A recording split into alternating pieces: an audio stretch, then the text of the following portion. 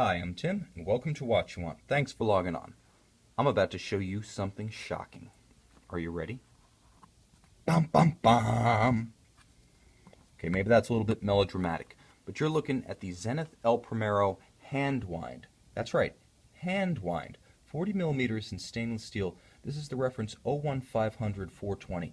And in a lot of ways, this watch feels like seeing Kiss perform without makeup, or catching a glimpse of a Ferrari in British racing green. It's not necessarily bad, it's just startlingly different and counterintuitive. So let's talk about the basics. The El Primero is famous for one reason alone. It laid claim to being the first integrated automatic high-beat chronograph back in 1969. In fact, it was the first integrated automatic chronograph. That is, a chronograph that was designed from the beginning, the whole movement, chronograph and base movement, to be an automatic winder. It was a historic moment, and for over 4 decades it is traded on that signature distinction, on that landmark piece of history that it owns exclusively. So to take an El Primero movement and remove the winding rotor, it really begs the question, why? So let's take a look at this watch, the hand wind. Break down its essential features, its merits. Let's put it on the wrist, take a close look at that unconventional, counterintuitive, somewhat bizarre Zenith caliber 420 El Primero, and let's find out what the key to this watch's appeal really is, because I can guarantee you this watch has an awesome hook, and we'll get to it in a moment. But first, on the wrist, 40 millimeters in stainless steel, you start to understand the logic of the hand wind. Less than 10 millimeters thick, this is as flat and compact as any El Primero has ever been. On the wrist, it almost disappears. It feels like a manual wind dress watch because it is a manual wind dress watch. Beautifully built, beautifully rendered in black and white. This is a dial that is highly technical and yet supremely legible. The tachometer scale on the outer race, the slight, and I don't know if you can see it, but look at the tachometer scale outboard of the hour track near the crown. You can see how it's actually slightly, very slightly, it's convex, it's actually curved, and it tapers downward at its edges. There's a lot going on here. It's not just an optical illusion, it really is shaped that way.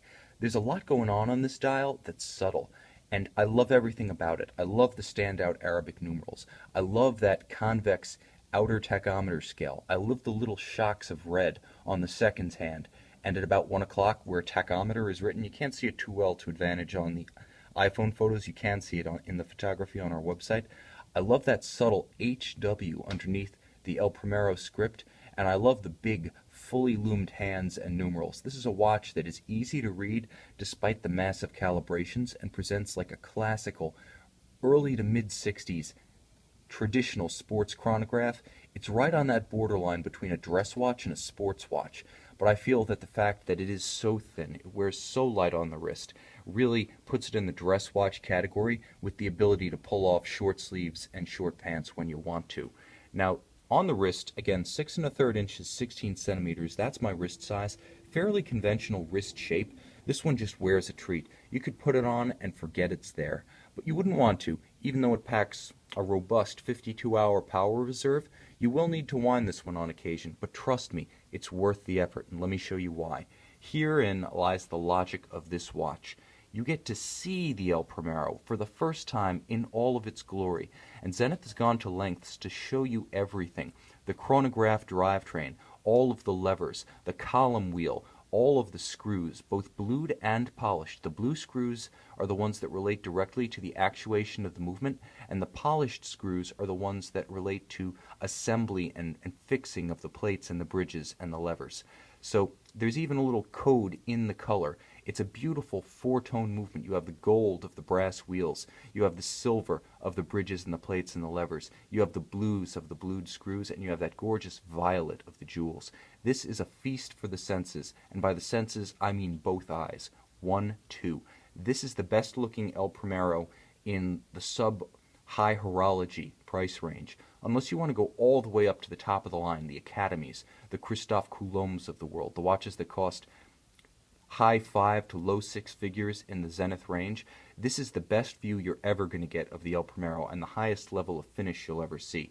And for those who love the El Primero, I've got to say that this is the one to complete your collection. If you want something to show to people that'll really wow them, if you want to show them what a mechanical chronograph is all about, by all means, this is the watch you want. Let me show you a cycling of the chronograph here. See how you can see, here's the column wheel right here, here are the levers. See how you can see the movement in glorious full function operation? Nothing is hidden. Let me show you that again.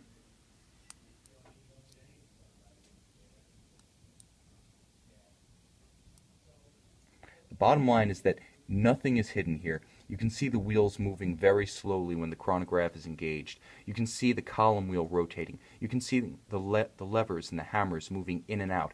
Everything about this is just manna, catnip for the watch connoisseur. That is the logic of the El Primero hand wind. Now this one is available in outstanding condition from Watch You Want, and all of the other cardinal virtues of the El Primero are there. It is still a high beat movement. It beats at 36,000 vibrations per hour. That's 5 hertz. When you listen to it, and I'm going to start the chronograph up, it has that distinctive high heartbeat. It's not double time, but it is 25% faster than your conventional 4 hertz Rolex or Omega, and it sounds like a sewing machine convention when you hold it up to the ear. It's like the heartbeat of a mouse. It's just racing. Very distinctive. It's still present and correct, allowing you to read the intervals of 1/10 of 1 second when actually timing something. You have your hours, minutes, and seconds, and then it can break the second down into tenths, whereas other chronographs based on 4 hertz movements are only able to break the seconds down to eighths. Now you ask, why do I need that? I don't have reactions that quick. The bottom line is luxury has always been about getting more than you need and more than you expect, and this remains a luxury watch. Even if we're talking angels on the head of a pin academia, I still want the movement that gives me more, and the El Primero does. It also sounds a treat against the ear, and again, that's part of the novelty of the watch. As tough as ever, it's arguably even more so because I've heard watchmakers opine that if there is any weakness in the El Primero, it's in the winding system. Too many parts, too many springs. And in the rare occasion that something goes wrong, oftentimes with an El Primero, it's the winding system. Rolex upgraded it and strengthened it for its Zenith-based Daytona movements, but Zenith sort of gets around that problem here by simply removing the winding system. In a very real sense, although this is a borderline dress/sports watch, it's also the toughest El Primero you can buy. And because it's manual wind, it still has that 52-hour power reserve, so you get to wind your watch about once every 2 days, just often enough to make it quality time and not a burdensome routine chore.